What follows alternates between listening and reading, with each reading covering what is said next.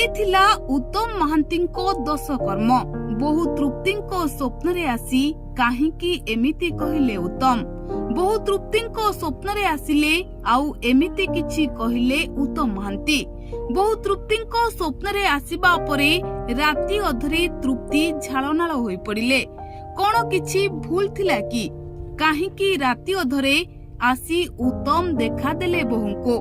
ଉତ୍ତମ ମହାନ୍ତି ତୃପ୍ତିଙ୍କୁ କେବେ ବୋହୂ ନୁହେଁ, ସବୁବେଳେ ଝିଅ ଭଳି ଭଲ ପାଇବା ସ୍ନେହ ଦେଇ ଆସୁଥିଲେ।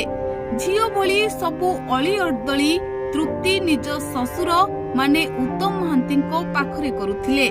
ଦୁହେଁ ଶ୍ୱଶୁର ବୋହୂ ନଥିଲେ, ବରଂ ବାପା ଝିଅ ଥିଲେ। ବାବୁସାନଙ୍କଠୁ ବି ଉତ୍ତମ ଅଧିକ ଗେହ୍ଲା ବୋହୂ ତୃପ୍ତିଙ୍କୁ କରୁଥିଲେ। ହେଲେ ଉତ୍ତମଙ୍କ ମୃତ୍ୟୁ ପରେ ହଠାତ୍ କାଲି ଦୋଷ ଥିବାରୁ ରାତିରେ ଏମିତି ଘଟିଥିଲା। ତୃପ୍ତି ଝାଳନାଳ ହୋଇ ପଡିଥିଲେ। ଅଧା ରାତିରେ ଉଠି ଶ୍ୱଶୁରଙ୍କୁ ମନେ ପକାଇ କାନ୍ଦି ପକାଇଥିଲେ ବୋହୂ ତୃପ୍ତି। ତେବେ କାହିଁକି ତୃପ୍ତିଙ୍କ ସ୍ୱପ୍ନରେ ଆସିଲେ ଉତ୍ତମ ମହାନ୍ତି? କଣ ରହିଯାଇଥିଲା କି କେଉଁଠି ଭୁଲ? ହଁ ଦର୍ଶକ ବନ୍ଧୁ, ଉତ୍ତମ ମହାନ୍ତି ଅଫେରା ରାଇଜକୁ ଯିବାକୁ ଏହାରି ଭିତରେ 10 ଦିନ ହୋଇଗଲାଣି। ଉତ୍ତମ ମହାନ୍ତି ଆରପାରିକୁ ଚାଲିଯିବା ପରେ ସତେ ଯେମିତି ତାଙ୍କ ଘରଟା ଏବେ ନିରବି ଯାଇଛି। ସମସ୍ତଙ୍କ ଓଠରୁ ହସ ଲିଭି ଯାଇଛି। ଉତ୍ତମ ସବୁଠୁ ଅଧିକ ଭଲ ପାଉଥିବା ଅପରାଜିତା ଭାଙ୍ଗି ପଡିଛନ୍ତି। ନା ଖାଉଛନ୍ତି ନା ଶୋଉଛନ୍ତି, ଯେଉଁଠି ବସିଲେ ସେଠାରେ ବସି କେବଳ ଆଖିରୁ ଲୁହ ଧାର ଧାର ଝରାଇ ଚାଲିଛନ୍ତି।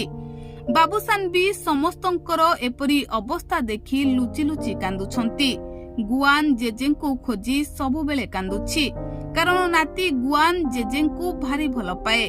ଜେଜେ ଯେ ଆଉ ଏ ଦୁନିଆରେ ନାହାନ୍ତି, ନାତି ଟୋକା ଗୁଆନ ଜାଣିପାରୁନି ଏ କଥା। ତେଣୁ ଯେଉଁଠି ବସୁଛି ସେଠାରେ ବସି ଗୁଆନ କେବଳ ଜେଜେଙ୍କୁ ହିଁ ଝୁରି ହେଉଛି। ତେବେ ନିଜ ପରିବାରକୁ ଏତେ ଭଲ ପାଉଥିବା ଉତ୍ତମ ଆରପାରିକୁ ଚାଲିଯିବା ପରେ ସମସ୍ତେ କହୁଛନ୍ତି ଏବେ ଉତ୍ତମ ବହୁ ତୃପ୍ତିଙ୍କୁ ଯେହେତୁ ଏତେ ଭଲ ପାଆନ୍ତି, ତେଣୁ ତୃପ୍ତି